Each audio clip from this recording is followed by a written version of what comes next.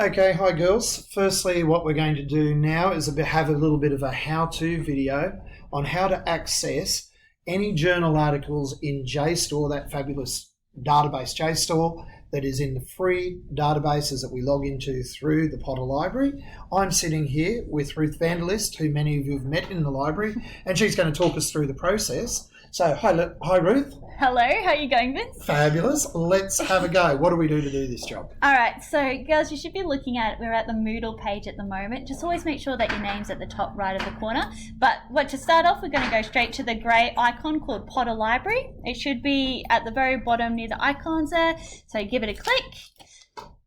Okay, wonderful. And as you can see, we've got research, recreation, resources, reading. Let's click on research. And we're going to go straight into the databases section. Excellent. And then into AHS databases. Okay, so girls, as you can see here, these are all of our databases that we've got. We've got a lot of ones that have journals, ebooks, but we're going to go straight to JStor. Girls, you'll see also there's a how to use JStor section there that you can click on, and it takes you to some helpful information about how to navigate this database as well. But let's click on JStor. All right, girls, so this is our login details. So the most important thing here is that you copy these details down somewhere so you can remember it. I usually What you're saying really is that username and password you're going to need in a moment. You are going to need in a moment. What you want is just hit pause on the video for a moment, write those down, copy and paste it to a Word document. Really doesn't matter, but you're going to need them in a second. Sorry, Ruth, I'll try and chime in for the girls. No, that's great. Even just into their OneNote, if you're working on your assessment in a OneNote, that's a good place to put it too. But what we might do is, in this case, I might just copy the password here. Excellent. And we just click on this blue hyperlink. Now I'll see if I can remember the username. So then we go into login at the top right corner. It opened in a different tab anyway, so you might be able to just go back to the other tab if you needed to, I think. Yeah, you probably could just go straight into that side. Yeah. But we'll give it a test here. So all hellos was the username.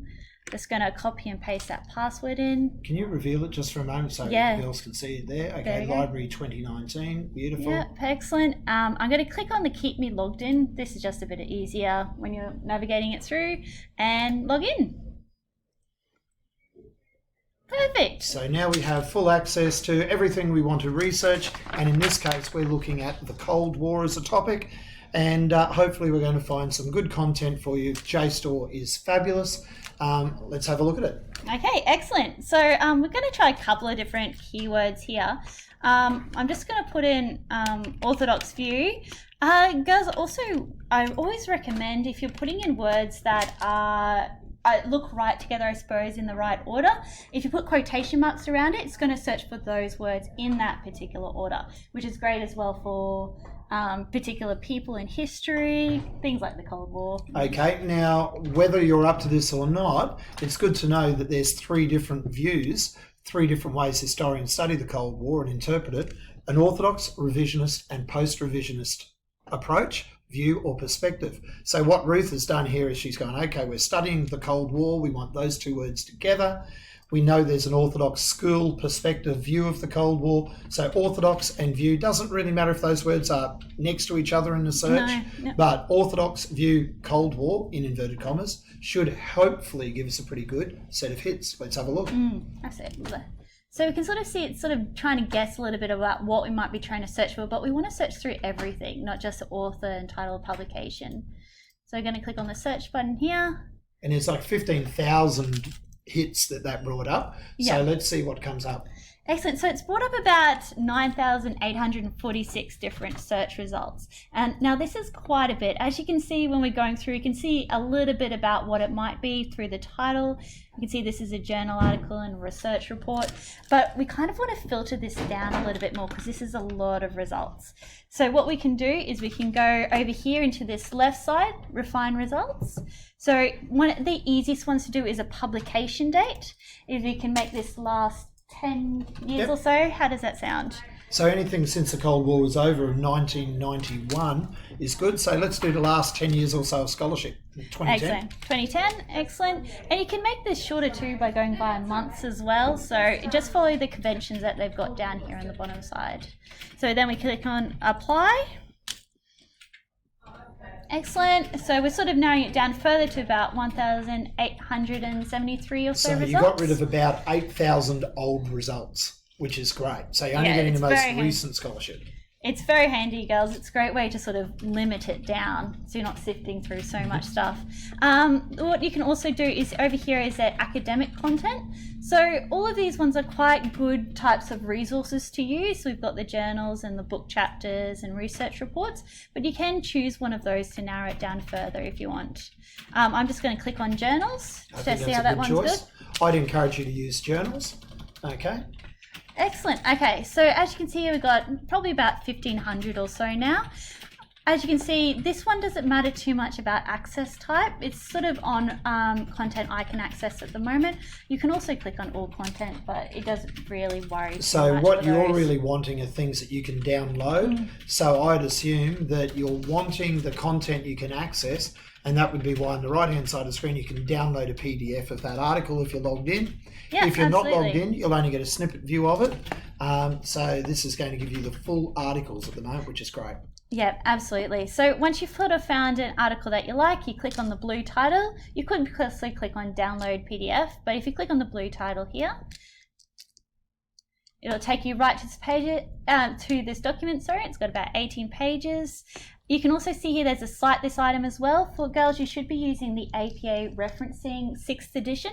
So you can click on cite this item, and you can just copy this straight in, pop it straight into your OneNote or your Word document, and I can't guarantee it's 100% right, but it's pretty close. It's pretty close. I think you're pretty much getting to a stage where that's almost all done.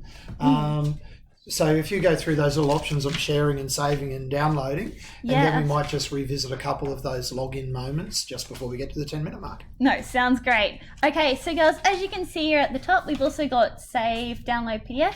So saving basically means that you can you can send it to yourself through your workspace here. So you can see I've already done a bit of searching. It goes straight to your workspace, which will keep for about 2 days.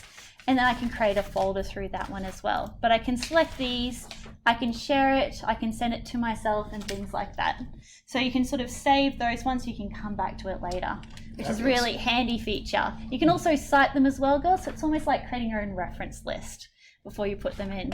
But we'll just jump back to the spot where we were before. Okay, so we might just pause here for a moment if that's okay, and we'll restart the video in a second. Okay, girls, so we just hit pause there for a moment because one thing we wanted to show you is we've got more than one tab open up here, and that's going to allow us to revise for you in a moment how we log in. But before we leave this page, let's do just one more advanced search function with Ruth.